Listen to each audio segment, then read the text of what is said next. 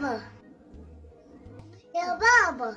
بقول لك ايه، ما تتكلميش معايا خالص. ليه بالسكت يا بابا؟ انت هتستهبلي ولا ايه يا حنين؟ اولا ما بتسمعيش الكلام، وما بتاكليش كويس، وخسيتي جامد، وقاعده قدام الكرتون على طول. انا اعمل ايه دلوقتي؟ يعني انا زعلان منك، خلاص ما تكلمينيش. انت زعلان مني يا بابا؟ ايوه طبعا زعلان منك. دلوقتي انت سهلت، يعني انا سهلتك.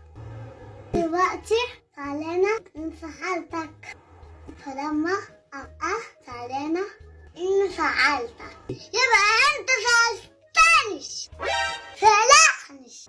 لا والله. ايوه يعني انت عايزه ايه من الاخر؟ يعني عشان انا ماليش خلق لاي حد فيكم دلوقتي. صرت سألتنيش. نعم. بقولك سألتنيش. احلى مسا عليك يا بابا.